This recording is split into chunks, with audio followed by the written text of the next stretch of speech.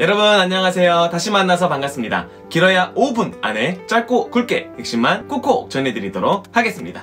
하나님께서 약속하신 온 세상을 향한 하나님 나라 회복의 언약은 여자의 후손에 대한 첫 복음에서 시작해서 노아를 거쳐 아브라함 언약으로까지 이어졌습니다. 아브라함은 하나님의 말씀을 따라 약속의 땅 가나안에 정착했지만 세대가 흘러 야곱의 아들 요셉의 때에는 모두 애굽으로 내려가 살았습니다.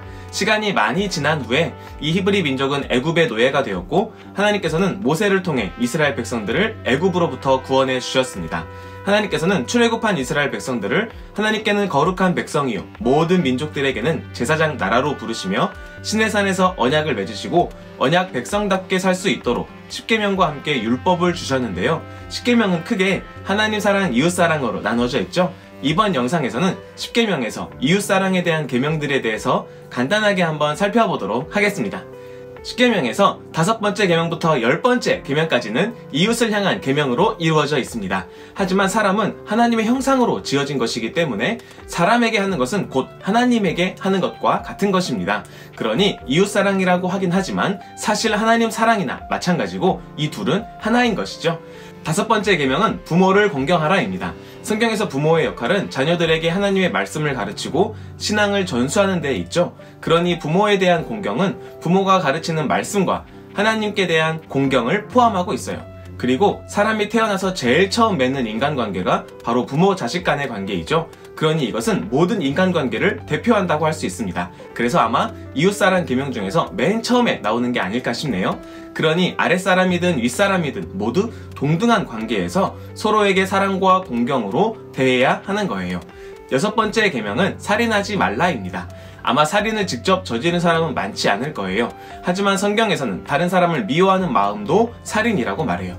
더 나아가 이 계명은 단순히 미워하지 말고 살인하지 말라라는 의미로 그치는 것이 아니라 모든 이들의 생명을 소중하게 여기라는 명령입니다. 주위 사람들에게 자비를 베풀고 친절하게 대하는 것, 모두와 화평하게 지내는 것, 그리고 건강을 잘 유지하고 삶을 아름답게 가꾸는 그 모든 것이 이 계명에 포함되는 거예요.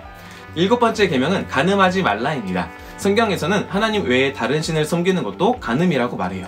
하나님께서는 성을 하나님께서 주신 축복과 선물로 알고 소중하게 사용하기를 원하십니다.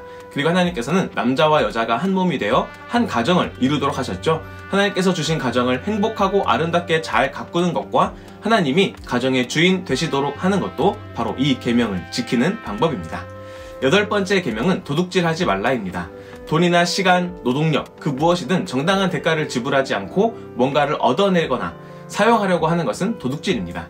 하나님께서는 오히려 다른 사람의 물건을 소중히 여겨주고 어려운 상황에 처한 사람이 있다면 그 사람이 도둑질할 일이 생기지 않도록 오히려 그 사람의 필요를 채워주기를 바라십니다. 그러니 우리는 더 가지려고 하지 않고 오히려 더 나누려는 마음을 가져야 하겠죠?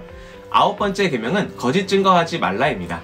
법정에서 진실한 증언은 공정한 판결과 정의 실현에 있어서 필수적입니다. 공의와 정의는 하나님 나라의 라이프 스타일이기 때문에 거짓 증거로 정의를 깨뜨려서는 안 되겠죠? 그렇게 거짓말로 다른 사람을 괴롭히거나 말을 왜곡해서 전달하지 말아야 합니다. 우리는 오히려 거짓이 아닌 진리를 전해야 하고 사람들을 살리고 회복시키는 말을 해야 하는 것입니다. 마지막으로 10번째 계명은 탐내지 말라는 것입니다. 탐내지 말라는 것은 지금까지 행동들의 바탕이 되는 마음에 관한 것인데요. 성경에서는 탐심을 우상숭배라고 말해요.